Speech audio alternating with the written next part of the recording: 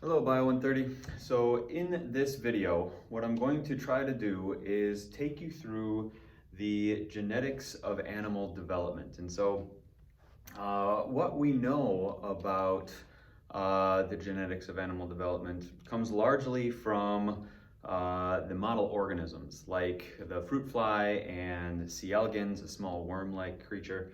And while those animals are quite distantly related to us, we kind of figure that the same types of processes and similar sets of genes are working sequentially to establish early body patterns, okay? And so that's just what we're going to work through in this video.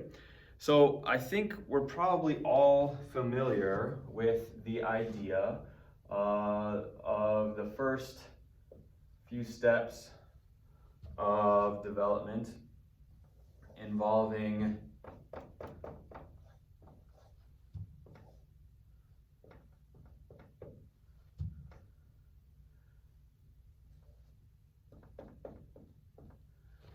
egg meeting sperm. And so egg and sperm, remember, are 1N or haploid cells. They are the product of meiosis. And so they have one copy of every chromosome. And so sperm meeting egg is defined as the process of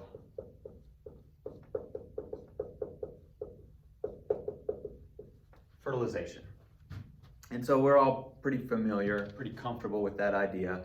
Fertilization creates a cell that is now 2N, so it is diploid, once these two cells fuse, once egg and sperm fuse. And so you might think that, all right, this is where the process of development starts. Well, actually, what we found is that the process of development starts back in the egg, all right? And that sounds a little weird, but there is information that is deposited into the egg that will help with the first few steps of development. And so there are these things called maternal effect genes. All right, and these maternal effect genes, it's not that DNA from mom gets deposited into the egg, although, you know, there is already some maternal DNA in the nucleus here. But there are cells around the egg that are going to make RNA or protein that they're going to then deposit into the egg. And later on, once the egg is fertilized and once development starts, that information actually helps set up the first couple of body axes. So very, very beginning of defining a body structure, okay? So an example of a maternal effect gene is bicoid, okay? And so you'll see that in the lecture, and there are a couple others we talk about in the lecture slides. But this bicoid is an RNA that gets deposited into the egg, but then doesn't affect development until later on, after fertilization, okay? So if you're used to having your mother tell you what to do and how to behave, well, she's been doing that before you were even a zygote, okay? Okay, so we have these maternal effect genes deposited by the time we are a fertilized egg. Once we become a fertilized egg, we are a zygote, okay? And so this is where all of us started. We started as a single cell. And so what happened just after fertilization is lots and lots of cell division. And this cell division is actually not the classic cell division cycle that you may be familiar with. We'll talk more about that in the next chapter, but this process of making more cells just after fertilization, just after the creation of the zygote, is called cleavage. And so this is just a rapid rounds of the cell cycle that then give us an embryo. Okay, so once we move from a single cell to multiple cells, so here's my very pretty drawing of a multi-celled embryo. We now have the makings, the beginnings of a multicellular body, okay? And so this is thanks to cleavage. We'll talk more about cleavage, and we'll actually talk more about fertilization in the next chapter. The embryo, with all of its diploid cells, are then going to kind of start a couple of very broad processes that we call cell determination and cell differentiation. Okay, and so those processes that I'll put in green here start up, and we start with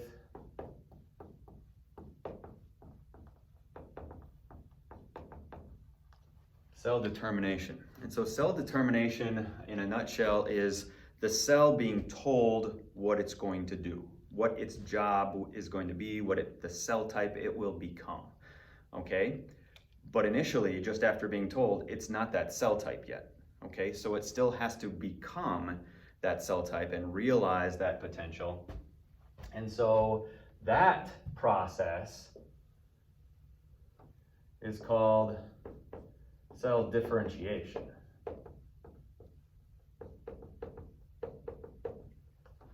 Okay, so a cell is told what to do first and told what it's going to become first, and then its destiny is set.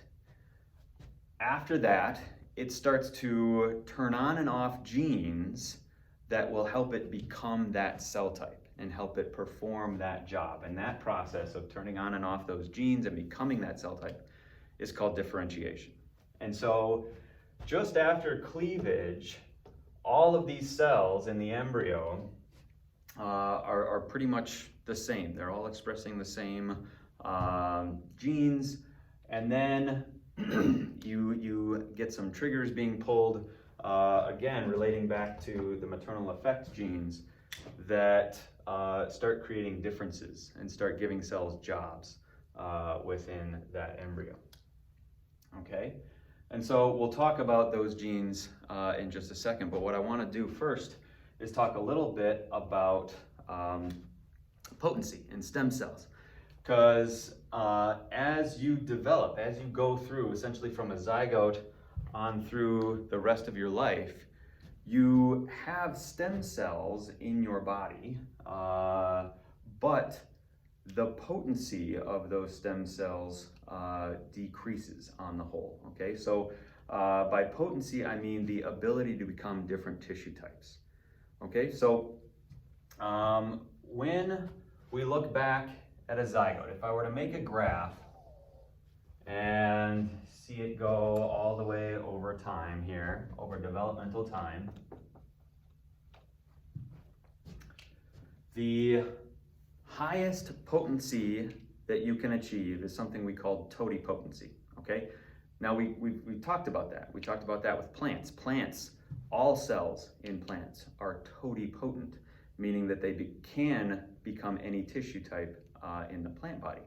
Well, our cells in humans, and this varies a little bit from species to species, but in humans, really the only totipotent cell in the entirety of our lifetime is the zygote. It has the potential to become any cell type, okay? And so if we were to graph this, say this is potency, and up at the top we have totipotency. Down near the bottom, we'd have something called unipotency. And so the potencies go toti, pluripotent, and then multipotent, and then unipotent, okay?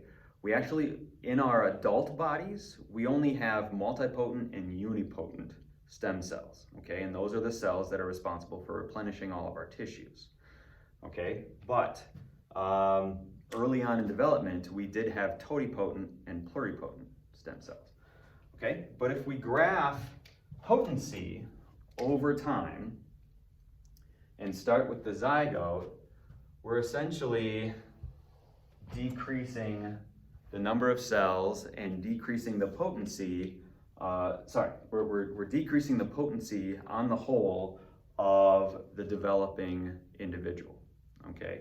And the cells within there become less and less potent. But again, we have some of your cells, small number of your cells in your adult body right now are multipotent, small number of cells in your body are unipotent, and you have those in there to, again, replenish each of your different tissue types.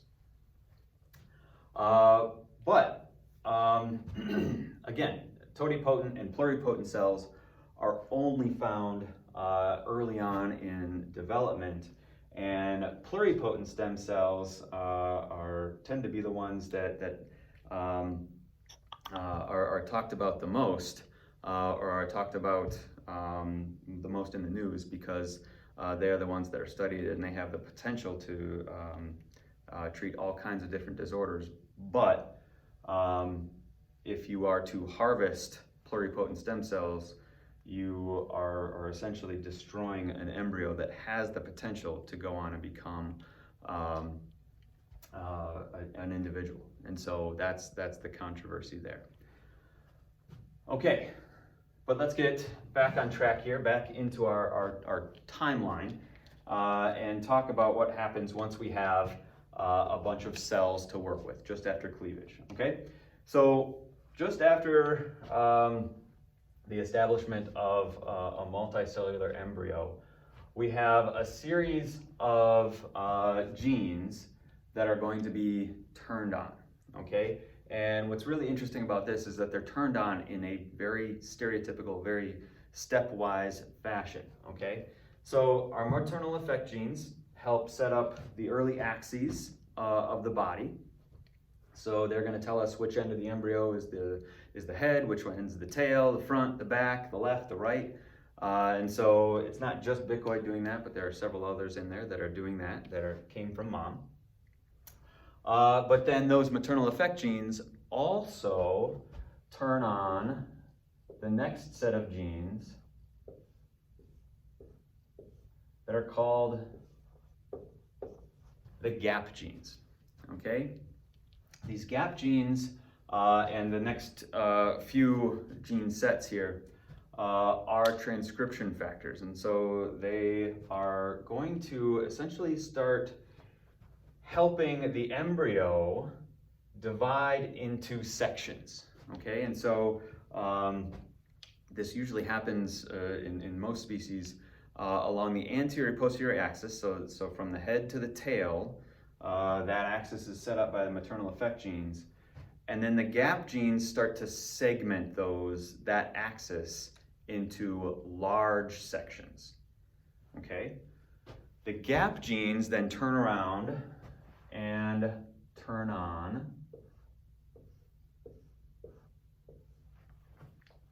the pair rule genes, okay? So the pair rule genes are, again, another set of transcription factors that are going to take the segments defined by the gap genes that are dividing this embryo into large portions and divide that same axis up into smaller segments. Okay, so we're introducing more and more complexity, a little bit of complexity at a time, okay? So we take a ball of cells, we define the anterior-posterior axis, we start dividing that axis into sections, big sections, front, middle, and tail, or head, middle, and tail. And then the pair rule comes in and starts dividing those sections even smaller. And then again, we do that one more time with what we call the segment polarity genes.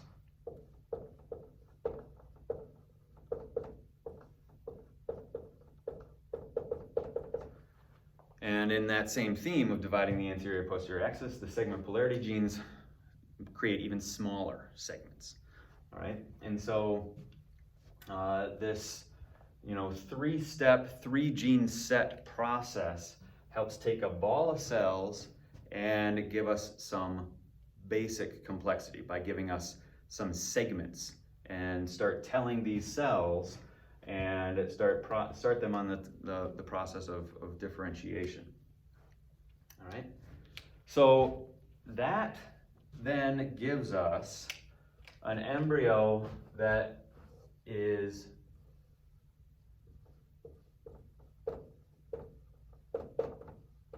segmented. Okay, so we're segmented at that point, and the number of segments is planned out by species, and so different species will have different number of segments. And then at that point, once all the segments are set up, they need to be told what to become, all right? And so that process is called morphogenesis, and that process is run by a set of genes, running out of room here, called the Hox genes, or homeobox domain genes. And so again, that is another set of transcription factors that are going to be differentially expressed in each of these segments, and start and help keep these cells on their paths towards their predetermined destination, keep them differentiating into particular cell types.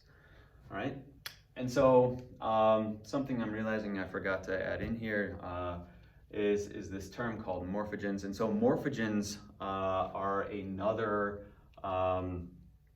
type of information, another bit of information. And actually they are going to help with these early steps of determination and differentiation by creating these gradients, all right? And so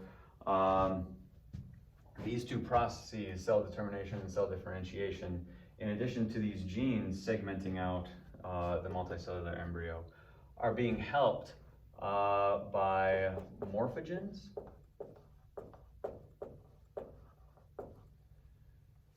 and by cell-to-cell contact that we call direct contact.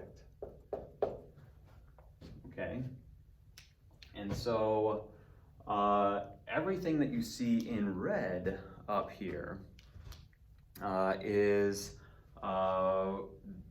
controlled by a gene, and so I would classify all of those as the underlying genetics of development.